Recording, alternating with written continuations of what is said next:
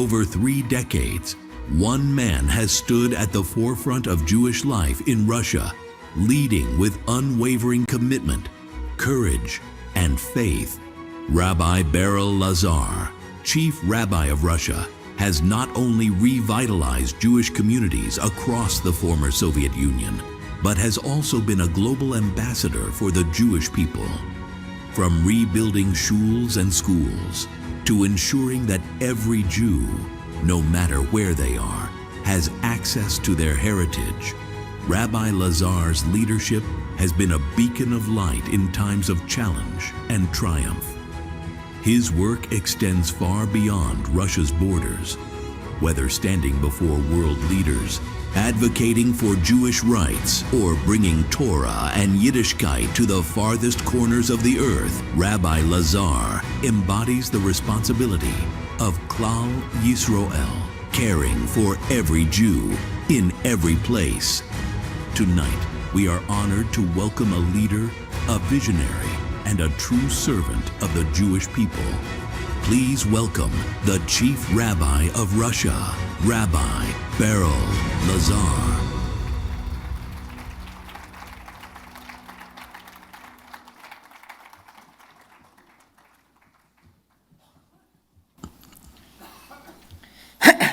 A good tevach.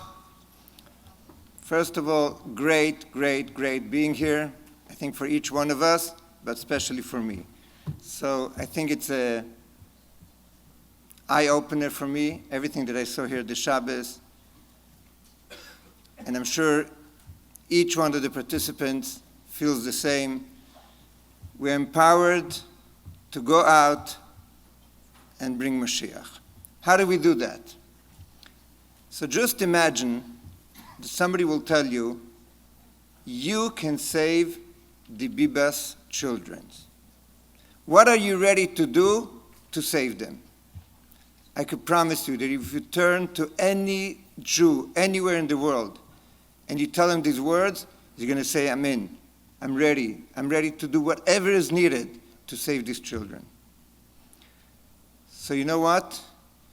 The Rambam, it's a big halachic issue, but the Rambam says that a Jew that is out there, that is not part of Project Inspire, doesn't go to a Chabad house, doesn't join a minyan every day, he is a tinek shenishba, bein ha'akum. He's a child that was captivated. He's being held hostage by non-Jews. He's actually maybe living in the free world, but deep inside, what is going on with him? He's a hostage. He's in Gaza. He's suffering. He's hurting. And you are the one that can save him. And this is really what we have to realize, that these Jews that say no, I heard tonight somebody says, you want to learn? And he says no. I always say, oh, you are my client. Those that say yes, somebody else will take care of them. They don't need me. When somebody says no, I say, oh, wow, that's who I was looking for. And let's start talking.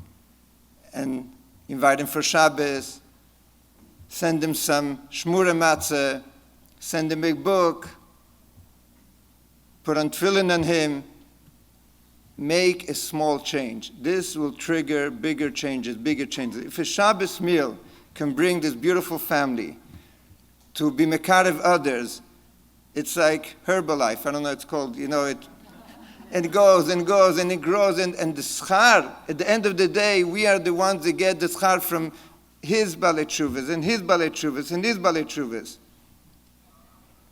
But people say, people are not interested in listening. I look at them in their eyes, they don't want to talk to me. So let me share with you a very famous Gemara. A person goes over to Shammai and he says, teach me the whole Torah while I'm standing on one foot. Shammai takes a stick and starts running after him. I don't know if he hit him or didn't hit him, but he managed to run away and he ended up by Hillel.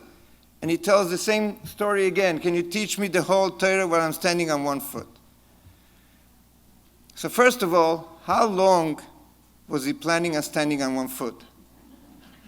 If you ask a person, how long can you stand on one foot? They'll tell you, I don't know. Try it. Try it at home. See how long you can stand on one foot. Every person stands at a different time. If he's a good sportsman, he could stand longer. If he's not so balanced, less. What kind of time limit is while I'm standing on one foot? Say I have 5 minutes, I'm running late to a meeting. What's on one foot? And also, he says, teach me the whole Torah. What, is he stupid? He thinks he could learn the whole Torah on one foot? And what does he answer him? Oh, he has a good trick. Don't do to him what you don't want somebody else to do to you. That's the whole Torah. The rest is commentary. Now go learn. Oh, you tricked me. You said you're going to teach the whole Torah, and then you tell me go learn. So you didn't teach me the whole Torah. So what is going on over here? There are many, many mefarshim, many pirushim. I want to share a thought that I had. This person is telling him, I'm standing on one foot. What does Shammai see? He sees somebody mocking Torah, laughing at us. You guys are learning Torah. Every day you learn. What are you learning? You can do it all in 1 second. Shammai gets angry, starts hitting him. Mefarshim say, why makasabinyan? He goes to Hillel. What does Hillel say? What does he see? He sees somebody picking up his foot and he's ready to take one step. That's why he's standing on one foot. He wants to take one step. He says, tell me, can I do one step? Is that going to be enough? Or you're planning to turn me into somebody with a black hat, black beard, or white beard? Tell me the truth. What do you want from me? And you tell me, you know what? I want you to do one mitzvah. One mitzvah. Don't hurt one person. You know who you're not going to hurt? Lechavrech, your friend. Why does he say it in the negative way? Dalach sani. Because he's telling him, even though he hurt you, he did something against you, he's your competition, he built a business right next door, he did something to hurt you, this person is terrible, he was your friend, and look what he did to you. Exactly what he did to you, don't do to him. Dalach sani, you can't stand it. How could he do such a bad thing to you? And you say, you know what, I'm going to do it back to him? No, exactly the opposite. Zeu kol hatera kula, now go learn. And you're going to take a second step, a third step, a fourth step. You can already imagine what this person became and who he was if the Gemara tells us this whole story. Around a year and a half ago, after October 7th, all of a sudden I got a phone call. We heard you're traveling to Israel. There's somebody that wants to see you. And I always say the answer is always going to be yes. And who's nudging me this time? Oh, it's actually a lady that was a hostage. She thinks you can help.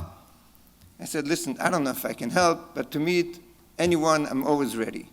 And I'm in Israel with my wife, and this Elena Trufanova comes with her future daughter-in-law, and they come to meet us, and they ask me to do things that are not too realistic. But I tell them, you know what? We're going to do it. We're going to do it together. Whatever it's going to take, we're going to do it. Don't worry. Your son, Alexander, is going to come out of captivity. I promise you. Let's go to the Kaisel. Anyways, I don't know if that was the first time that she was by the Kaisel, but when she came there, Baruch Hashem, she decided on the spot that she's going to start keeping Shabbos. Now, to understand how far this family was from Yiddishkeit, her husband that was murdered was not Jewish. Her son, that was at that time in captivity, was far from Yiddishkeit as far as you can go. Zero connection. And when I say zero, it's zero. And you know, you all heard the story of Sapir Cohen, the way she was creating the Perek Tilim, and there was also, she started davening a month before Simchas Torah. There was no connection, even though her parents are from a frum family, and this Elena was completely disconnected. Fast forward, all of a sudden, she's keeping Shabbos. She's davening 3 times a day, Shachris, Mincha, Mairi, with every little detail. And she has questions, am I supposed to say this way or that way, and tell me here and tell me there? She says Tillim every Shabbos. Takes her 4.5 hours to say Tillim. And then during the week again she says Tillim. And the question she asks on Tillim, she understands what she's saying. And I'm telling her, don't worry, I promise you one thing. First of all, trach gut with sein gut. Think it's going to be okay, you'll see it's going to be okay. Positivity, you have to, and the mitzvahs that you're doing, the tefillas, it's for sure going to help. And throughout the whole time, after I promised her that everything's going to be okay, she has one question. She says, you know my problem, real problem, I start believing you that it's going to come out. But once he sees what happened to me, what happened to his girlfriend, he's going to think that we went crazy. Why, he's going to keep Shabbos? Are you crazy? Do you know what this guy is going to see when he sees us keeping Shabbos? It's going to be terrible. I have nothing to answer her. But I tell you, you know what? If you're going to daven, while you're davening, you should come out of...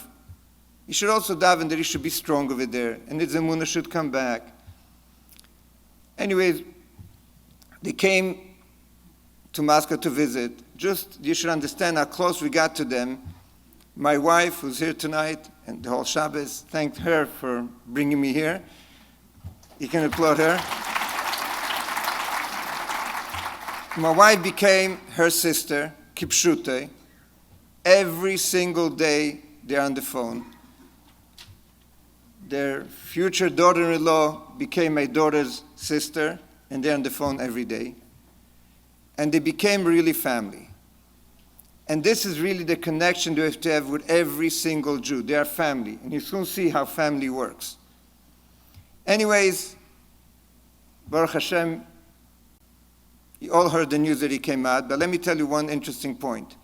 We've been telling them, not only is he going to come out, we'll be there to greet him when he comes out. We promise you, we'll be there in Israel. And they ask us, how do you know? What, you're going to move to Israel? How do you know that you're going to be in Israel? He said, listen, we are also davening. We want to see him as much as you want to see him. He's our brother. He's our son. We want to see him and we're going to be there. And you all heard the story of the wedding. Baruch Hashem. Friday, all of a sudden, we find out. The wedding was on Wednesday. Friday, we found out that he's on the list coming out on Shabbos. And Elena Trufanova calls me up and she says, I'm keeping Shabbos. What should I do? Am I allowed to go meet my son by the border or I have to keep Shabbos? Trust me, it's a tough halachic question. And I answered it that she's allowed. But she made sure that no news will take any pictures or nothing to be Mechal Shabbos. They shouldn't publish anything until Motzei Shabbos. But the whole time she's telling me on Friday already, when she already heard that it's coming out, he says, you know what I'm really worried about? When he's going to see your hat and your beard, he's going to run away. So I said, I'm not so scary, you know, like the lady on the plane. She was scary. I'm not so scary. And I tell her, don't worry, we'll figure out. I'll be nice. Don't worry, I'm not so terrible. Anyways, Motzei Shabbos. The first phone call that he asked to make was he called our family while we were still in the middle of Sheva Broches. We all said the Mavdil, and he was thanking us for helping his mother and helping his girlfriend and being connected to the family. And he saw me with a hat and beard, and he wasn't so shocked, but I still didn't know. He knew that we helped them, he found out, but I didn't know what he's going to do actually when he's going to see me, face to face. Anyways, I'm supposed to go to him Motzei Shabbos, and they tell me it's still not going to work. Tomorrow morning, okay. How do we get there? They tell us they allow in the hospital only very close family members. So this Elena told them, actually they're family. It's not just, friends, rabbis. It's our family. These are our family. That's my sister, and that's my brother-in-law, and that's... So we came there as family. We come there to the hospital. They look at us. They can't figure out what kind of family are we with them. But Baruch Hashem, we pass the face control, and we're standing there by the door, and they say, how many are you? So we say, we're actually 6. We came with our daughters because they're also sisters, and whatever, all brothers and sisters. And they say 6 people. Maximum, they allow 1 or 2 people for maximum 5 to 10 minutes and no phones. So I'm already hiding my phone. I have two phones. One phone goes here, one phone. This is my phone. I'm already thinking, how am I going to take a picture? I want a picture with him. They don't allow phones. They don't allow you to go in for more than 5 minutes. And at a certain point, they ask, how many are you? And my wife says, we are actually one. And that statement, we are actually one, broke the ice. And he said, if that's the case, we're going to make you meet them, not in the hospital. There's a courtyard outside, and we're going to open it for you, that you should be able to sit with him there. Anyways, Baruch Hashem, we're able to go down to the courtyard and wait for him. Every second felt like, I don't know, a million years. And when he came out of that door, and he saw me, and he came over to me to hug me, I can't describe what happened at that moment. I broke down. I couldn't believe it. Such a special neshama, hugging me, holding me tight. And Baruch Hashem, we're able to be there for an hour and a half with our phones and with the tefillin, and I put on tefillin on him, and I keep on saying, and I'm going to repeat it again and again. If once in my lifetime, at Ne'ilah and Yom Kippur, I'm going to be at the darga that this Alexander ben Leah was, when he put on tefillin, the way he was davening went to the core of my neshama. I was so touched. I was so I was in ecstasy. I couldn't believe it. This is the boy that they were saying there's going to be afraid of a hat and a beard. This is the holiest Jew that I ever met. I'm not going to repeat what happened in an hour and a half. I'm not going to repeat all the discussions that we had from then. In Mirz Hashem, from here, we're flying to Israel to sit down with him, to plan in Mirz Hashem their future life. I want to just share one small story. He came out and he tells his mother that every hostage in Gaza had to have a nickname. A name according to the Muslim tradition. So you can choose Muhammad or I don't know all the names. And they gave him a list of names to choose from. And he crossed it all out. This is not good, that's not good, I don't like it. And at a certain point, he chose a name. And he tells his mother, the name that I chose, you know who I became? I became Yusuf. And when she heard that, she said, oh my gosh. When she was in the most hard moment in this whole history, when she was giving up hope, she decided she's going to open up a Chumash and see what is the message that the Torah is telling her. And what did she open the Chumash on? The Geira Lagra, the story of Yosef HaTzadik being in the pit, and everybody gave up on him. His brothers, his father, and you can think that there's no future to this boy. And Allah Ligdula, he saved the Jewish people, he saved the world. And she said, that's what my son is going to do. This is the message, I'm not giving up. He's going to come out, he's going to change the world. You have no idea how many messages I got of people that decided to put on tefillin because they saw Sasha Trufanov putting on tefillin. This boy is going to change the world. And each one of us could be the Yosef HaTzadik. Yossi Friedman, you are the Yosef HaTzadik.